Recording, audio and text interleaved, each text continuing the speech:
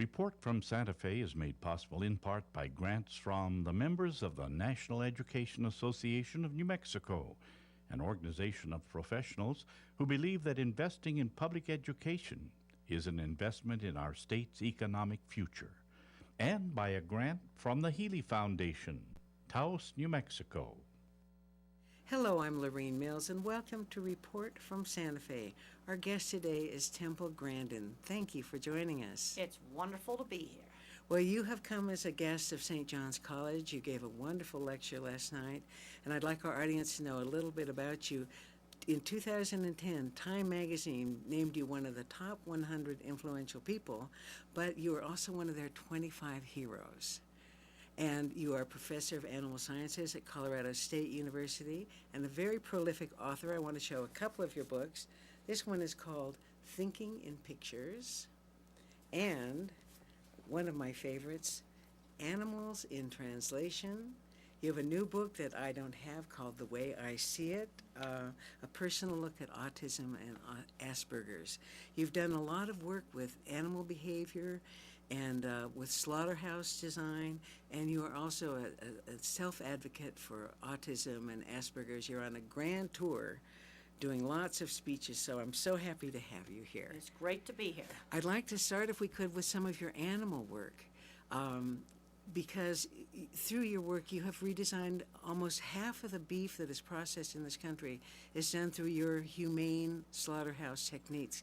Tell us a little about how you came to this work with cattle. Well, my very first work with cattle was to figure out the things that cattle were afraid of. So I got down in the chutes and I saw, there's a coat on the fence. They're afraid of that. Or they're afraid of a reflection, a chain hanging down, seeing a person walk by. And if you get rid of all those little distractions they're afraid of, they'll walk right in. Now, of course, people always ask, are they scared of getting slaughtered? I found they behave the same way in the vaccinating chute as they behaved going into the slaughterhouse. You know, if it's too dark, they don't like it. And I've worked for years on getting people to handle livestock more calmly. You know, good equipment makes good handling possible, but you also have to have the management to go with it. And one of the big things I've worked on with slaughterhouses in the last 10 years is animal welfare auditing with a very simple scoring system that was implemented by McDonald's, Wendy's, Burger King, and other companies, where you measure things like how many cattle fell down during handling, how many cattle were mooing and bellowing their heads off at the slaughterhouse in the stunning area. You're only allowed 3%. You got to get all the way. So only 3 out of 100. 3 out of 100. That's all you're allowed that can bellow. The big plants are doing it just fine right now. You measure really simple things that are outcomes of problems. They've got to be able to stun 95% on the first shot. And the big plants are running right now 98, 97%. And that's been working really well because you have to have both. You've got to have the good equipment and you have to have the good management. And one of the interesting things that we found is we're able to fix a lot of the plants without having to totally remodel the equipment. We did a lot of non-slip flooring in the unloading areas, stun boxes, putting up a lot of solid sides so they wouldn't see moving equipment and people, and lots of changes with lighting. Add a light to light up a dark entrance, move a light to get rid of a reflection. It was amazing how you could fix things just changing what they see, and then lots of training with people. The first thing you've got to do on handling cattle is just calm down, because once they get all excited, it takes half an hour for them to completely calm back down again. Now, one of the things you did, and by the way, HBO did that wonderful movie about your life. Temple Grandin won every award. It was just beautifully done, and they recreated a lot of the structures that you had designed for these animal processing plants. What I was interested in was the use of curves, that you have the animals move in this curvilinear shape and through curved chutes. Why is that? What's important about the curves? Cattle have a natural tendency to go back to where they come from. So if you have a round crowd pen, you want to make sure you lay it out in a full half circle. So you take advantage of that natural tendency to go back to where they come from. If you just lay out a tub just sort of like that, those don't work that well. They always want to go back to where they came from. So lay out your tub in a full half circle. Another thing that's important is fill that crowd pen half full. Also, wait until you have some space in the lead-up chute, and then bring the cattle in and just have them pass through the crowd pen and up the single file chute or up into the loading ramp. And what was so cool about the movie is they duplicated my systems exactly off of original drawings, and the scene where the cattle go through the handling facility is real. There's no Photoshop tricks there. They just got up on a great big huge cherry picker and they just filmed that. And also you had the cattle actually walk through a dipping vat? Well, the dip vat, The dip vat. you know, in the 70s, they didn't have the good worm medicines that they have now, so you had to dip cattle. And one of the big problems in dip vats was cattle drowning, and I developed a system that with some anti-drowning features. And there's a scene in the movie where they put this metal plate in there, and that actually happened, and they just wrecked it.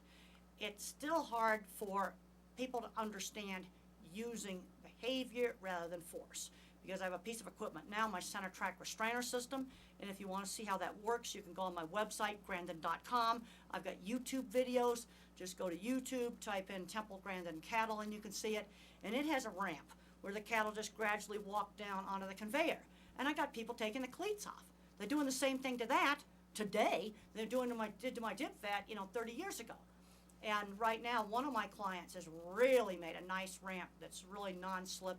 They said the old dairy cows are going in just absolutely perfectly. See, we got to learn how to use behavior rather than force. And I get into a lot more of these things in a book that I have, Humane Livestock Handling. That's my book strictly on cattle handling. You can order it from Amazon and other places. Well, you have said that cattle are your favorite animals, although horses were a big influence on you too. And you said about the cattle that we owe them a decent life and a decent death. We're going to raise animals for food. We've got to do things right. And I've designed systems for some of the biggest slaughter plants in the world, and I've done a lot of thinking about ethical use of animals. And I remember one day looking out over a whole sea of cattle in this great big plant, thinking, well, they would have never been born. The other thing that people forget is nature is harsh. In the movie it says nature's cruel. We don't have to be. There's nothing nice about how a wolf will eat the live guts of an animal and not kill it first. That's something a lot of people forget. And the cats actually kill the animal first. Oh, the cats will kill you first. The canids, the wolves and the coyotes, they'll dine on live guts first. Not nice.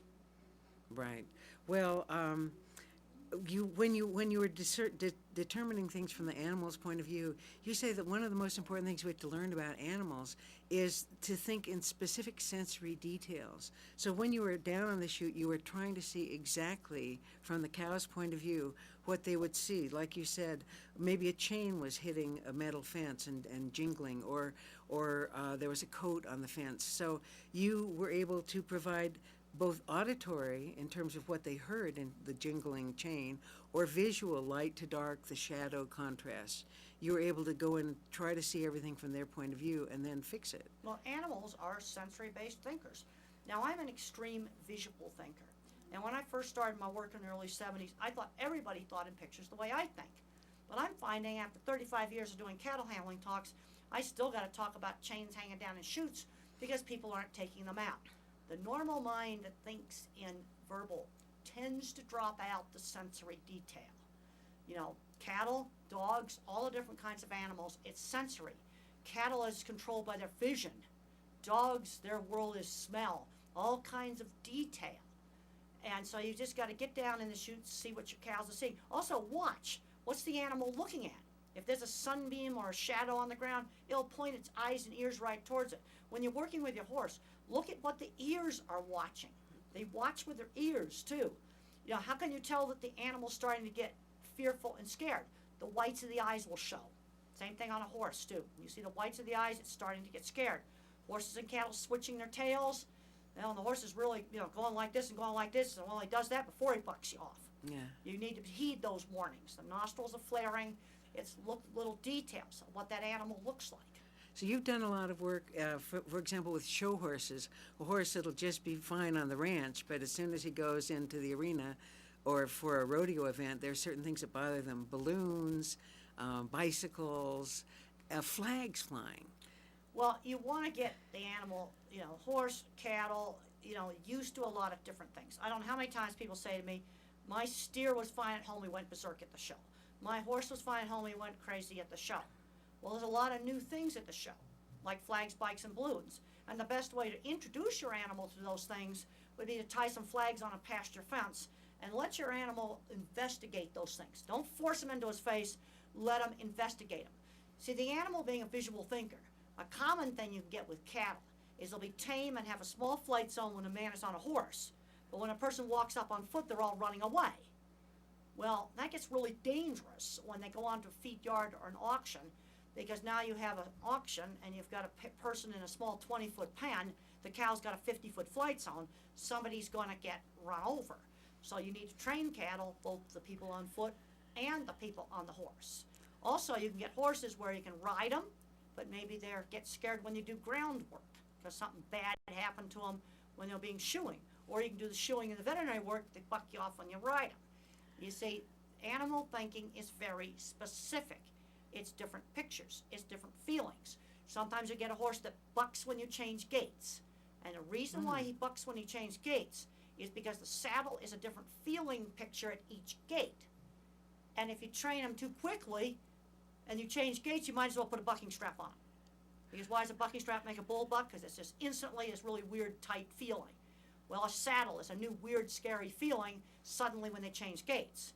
You know, you're training a young colt and you start to see that tail switch and see some eye white. Let's end on a good note before he goes berserk. Now, what I'm wondering is, you talk about an example of a horse that hated black hats. Yes. But so that's a huge process of elimination you have to come to find out that it's the hat, that somebody abused him who was wearing a black hat. He was going to hold it against that hat forever, but someone wearing a white hat was no problem. That's right. How did you how did you eliminate everything else and come to the hat? Well, you have to start, if you know something about the animal's handling history, then you can start to figure out what was he seeing or hearing right at the moment that the bad thing happened. And the problem is I can't get rid of all the black hats in the world.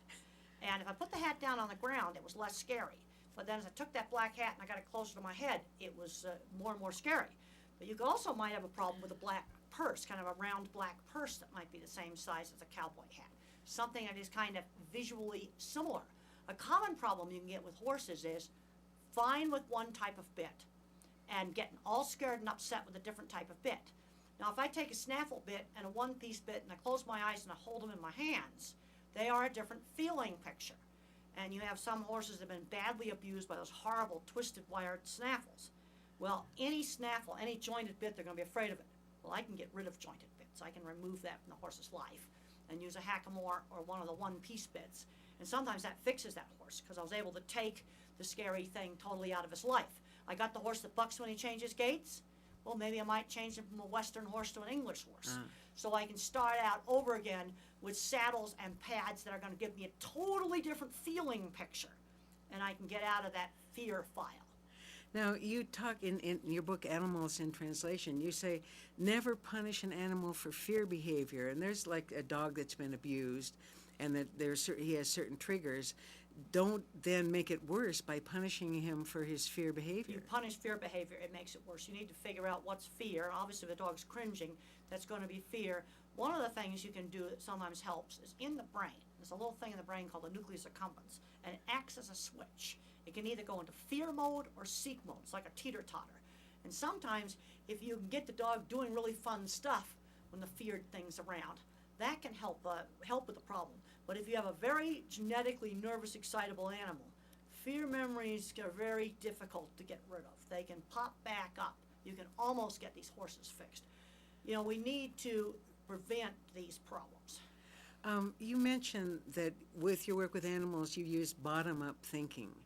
And so, again, that process of elimination, you take these sensory building blocks and actual experiences, and then you layer them, or you talk about your mind that you see in movies, that you see image after image after image. You don't abstract. Well, basically, to form a concept, or like what a dog is or what a horse is, I take all the individual pictures of horses that I've seen and put them in the horse file, and all the dogs over in the dog file. And they come up as a series of specific images. Like, for example, if I say to you, think about a church steeple, a lot of people get this generalized vague one. I just see specific ones. Now, visual thinking is a continuum, going from someone like me who can do full motion video in their head to somebody that has very little of visual thinking. There's different kinds of thinking. I am a photorealistic visual thinker. Absolutely couldn't do algebra. There's a lot of kids that can't do algebra, they need to jump to geometry. Now, another kind of mind is the pattern thinker. This is like more abstract patterns. Think origami, chess, organic chemistry molecules. This is your music and math mind. Sometimes these kids have problems with reading. And then you've got word thinkers. And there's mixtures of different kinds of minds. Some people are much better at auditory. You know, there's different kinds of minds good at different kinds of things. And I've found in design work, you need to have the different kinds of minds working together. Same thing in research. My students are very good at running all the statistics programs, and they can run the latest SAS program. But the thing I'm good at, when the data on an experiment might come out different than some other research that was done, is saying, okay, now let's go back and look at the methods on all those previous papers, and we find out that there was different kind of cattle used, or a different kind of pig used, or a different feed was fed. There was something different that accounts for those different results. And I find the pattern thinkers get lost in the numbers. Well, I need the pattern thinker to do my statistics, but I'm the methods police, and I get the students back looking at the methods. And when you have studies with different kinds of results, it's usually because the methods were different. Knowing what I know about your life, I'd like to switch gears a little bit now because of what you say about being a visual thinker.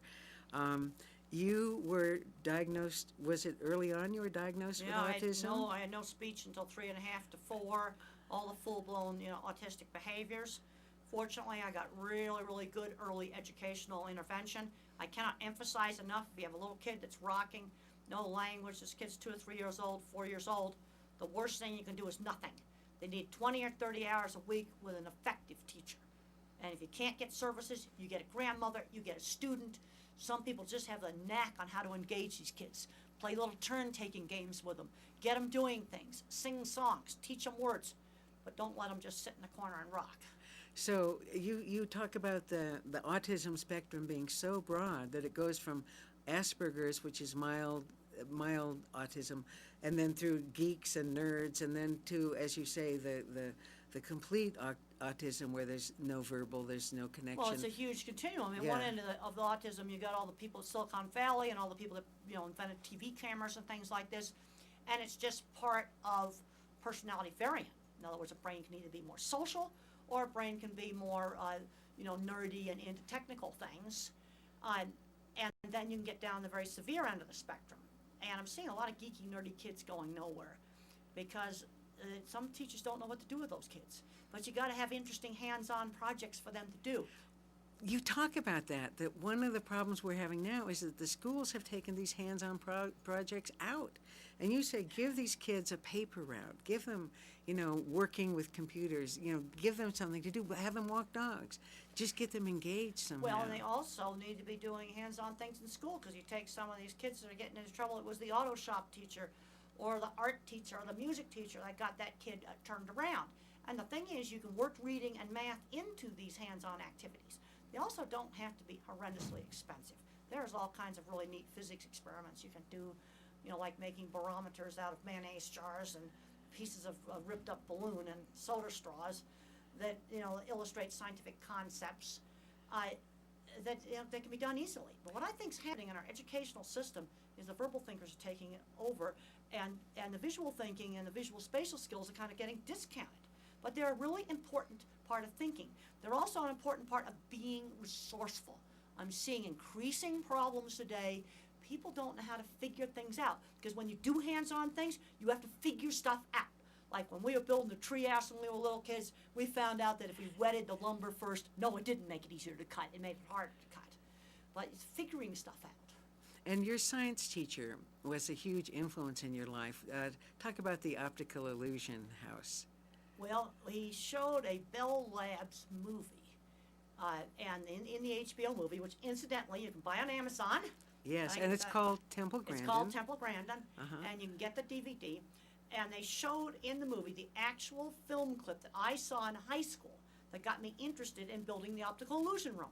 This brings up another thing. You got to show kids interesting stuff to get them interested in interesting stuff. And I've had people say to me, oh, I live in Kansas, there's nothing interesting. I said, you got feed yards. Where do you think I got started? Feed yards. I found them really interesting. Yes, yeah.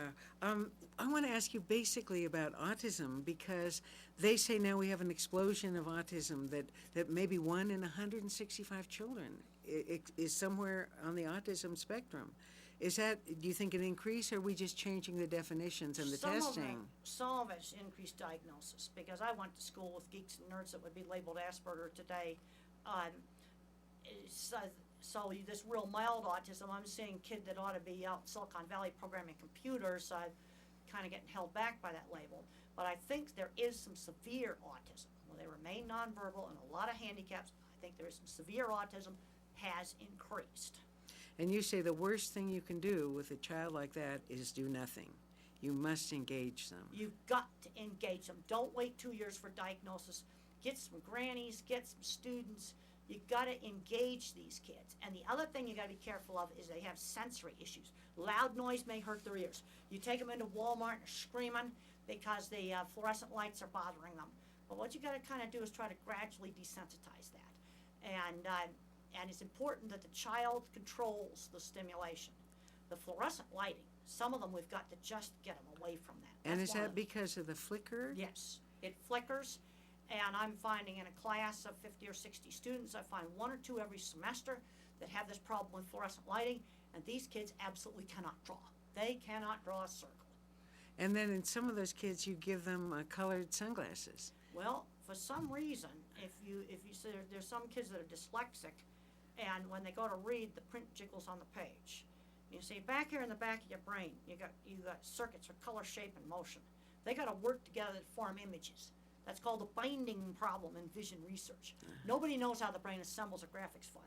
But in some individuals, if you try on like pale pink glasses, pale purple, and some of these real pale kind of colors, it helps correct this problem. How this works, nobody has any idea. But I'm talking about going down to Walmart and taking a book in there and just trying on some of the real pale glasses. And then there's a thing called Irwin lenses, and the only advantage you have of that is you can get the exact perfect color. But I'm amazed at the number of people that have just, I know one mom, she had a daughter that could tolerate 5 minutes at the local supermarket, and she got some little pink glasses, and she can tolerate an hour of shopping now. Wow. One of your early inventions that's really been transformative for autism patients, students, is the squeeze machine. Can you talk about the hug machine? Yeah, when I got into puberty, I started having horrible panic attacks. One of the problems us visual thinkers have is anxiety. And a lot of visual thinkers that are non-autistic also have a lot of problems with anxiety and panic attacks. And when those hormones hit, I was desperate for relief from the panic attacks. And I noticed that when the cattle went in the squeeze chute, they tended to calm down. So I built a squeeze chute-like thing that I could get into to help calm my nerves. Deep pressure can really calm down nerves. Now, for the last 30 years, I've been taking antidepressants.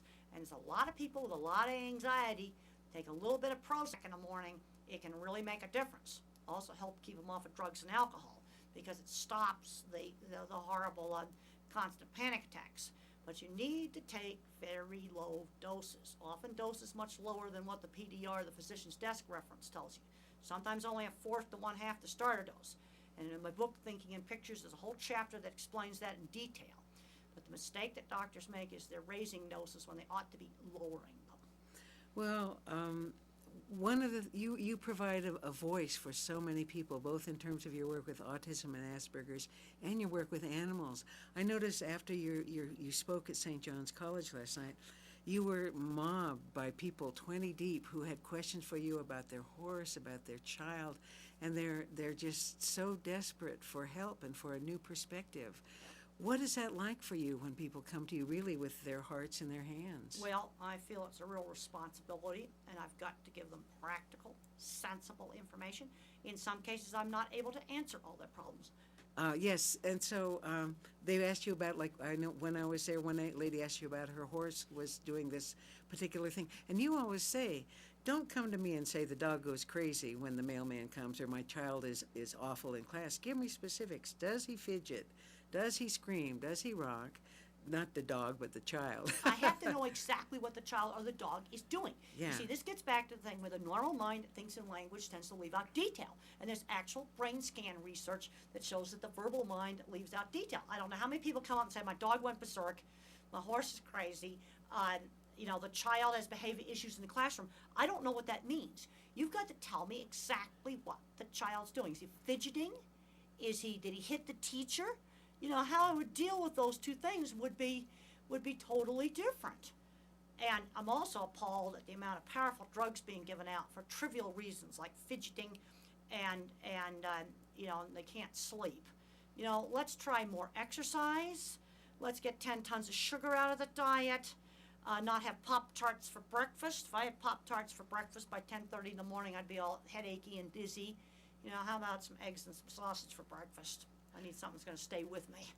Now, for the kind of mind you describe of thinking in pictures, and then there are people who are more verbal. Should we try to balance our verbal and our visual senses, or should we just allow that some people are going to think in pictures and some people are going to think in words, and let's work together? I think we need to be really building up where people have abilities. But we have an educational system now that's kind of forgetting about the pattern thinker and the visual thinker. Like some people say, well, algebra is a prerequisite for geometry. Well, it's not the prerequisite if you think about geometry visually. If you think about algebra visually, like for example, a squared plus b squared equals c squared. Okay, that's algebraic. Or you can take that formula and you take a right triangle and you put squares on it. That's showing it as a picture, as a pattern. And we need to recognize there are different ways of thinking. And the thing is, different ways of thinking complement each other. You see, let's take something like making the HBO movie. Mick Jackson really understood how my visual thinking worked. But then you have to have a structure and have a story. That's the writer. And one thing that Mick was smart enough to do is if he changed something, he made sure the writer was involved, that Christopher was involved, so that you didn't mess up the structure. You see, you need to have both to make something really, really good. Well, I want to remind our audience that they can get the movie, as you say, on Amazon. HBO did it. It's called Temple Grandin, and it won so many awards for acting and writing and everything. But also your books are available, too. Let me take a minute. This is Thinking in Pictures, My Life with Autism, and one of my favorites, Animals in Translation. There's nobody that won't derive a huge benefit from this. And then I have a book, Humane Livestock Handling, that's just on corral design, and another book on Animals Make Us Human, where I actually discuss a lot of animal issues. And then there's The Way I See It. That's the way I see it, strictly in autism. So I thank you for giving people an introduction to who you are and what you do. You are one of Time Magazine's and our country's heroes. Thank you for joining us. Our guest today is Temple Grandin, Dr. Temple Grandin. Thank you. Thank you. And I'm Lorene Mills. I'd like to thank you, our audience, for being with us today on Report from Santa Fe. We'll see you next week.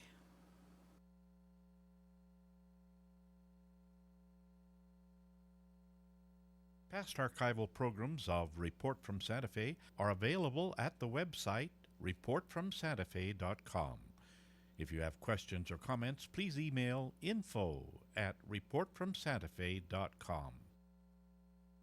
Report from Santa Fe is made possible in part by grants from the members of the National Education Association of New Mexico, an organization of professionals who believe that investing in public education is an investment in our state's economic future, and by a grant from the Healy Foundation, Taos, New Mexico.